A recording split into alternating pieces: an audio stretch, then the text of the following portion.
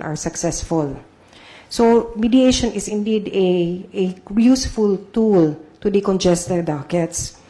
But I observe that the mediation center established to oversee and manage mediation center units all over the country is merely a division at the Judicial Reforms Office of the Philippine Judicial Academy. As it does not have a budget of its own, it has to rely on whatever available funding PhilJA can spare. The mediation units nationwide are managed by mediation supervisors who are contractual, not regular employees who have served for more than 5 years. In my personal experience, when the mediation unit was set up in Tuguegarao, we had to squat at the IBP office. We had to use the facilities of the IBP and the courts just to encode and print out our compromise agreements, because the printer, only the printer from the court came to the unit 6 months later.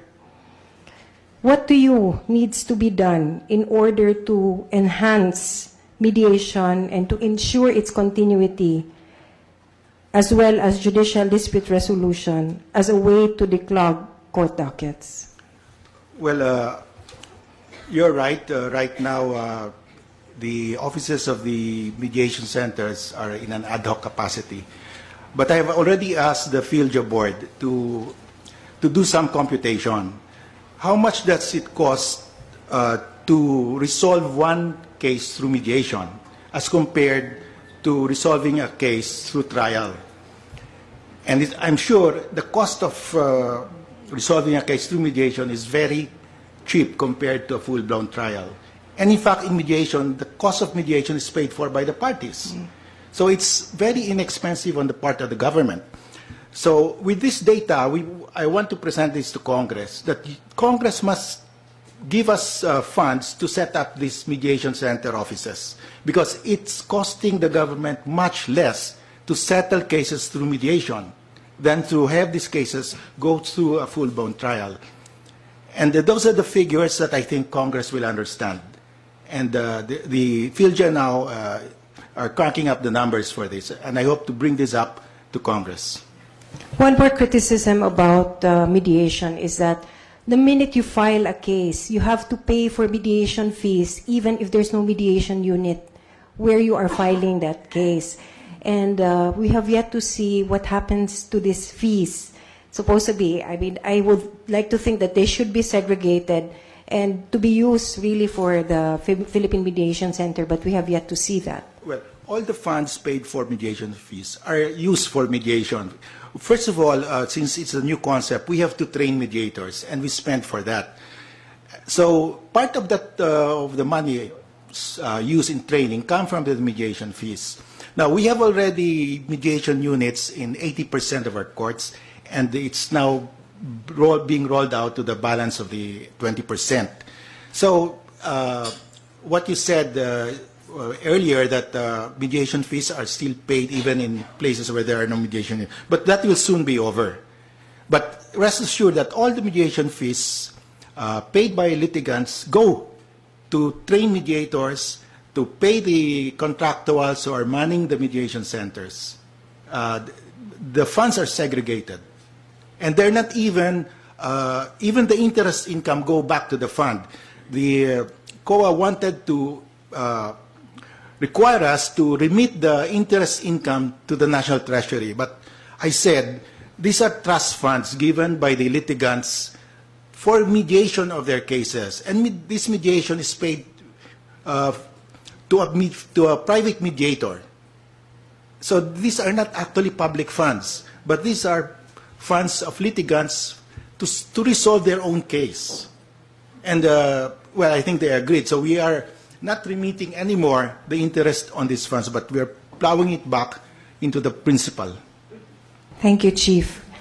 I am actually happy that we have an acting Chief Justice who is computer savvy.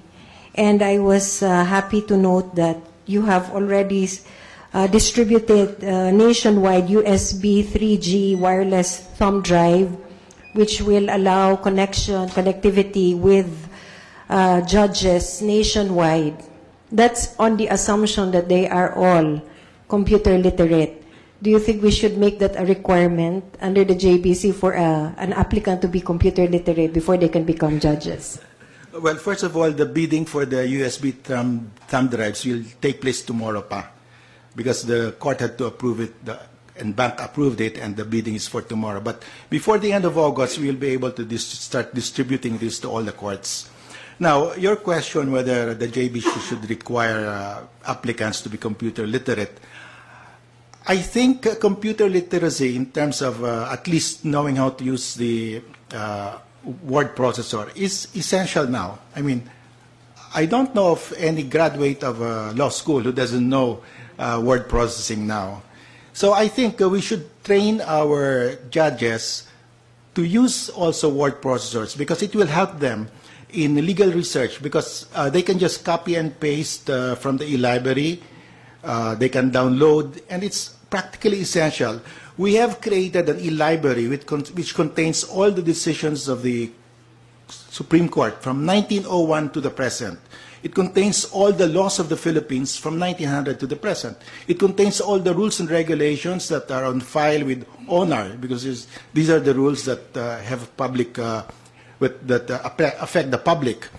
And we are now adding the presidential issuances. So it will be unfortunate, really, if judges do not use the e-library. And I will go along that they should be trained how to use the computer. Thank you, Chief. Now, apart from the connectivity, allowing them access to the e-library, I understand that you are also going to use this as a case monitoring system, because they will have to download their reports.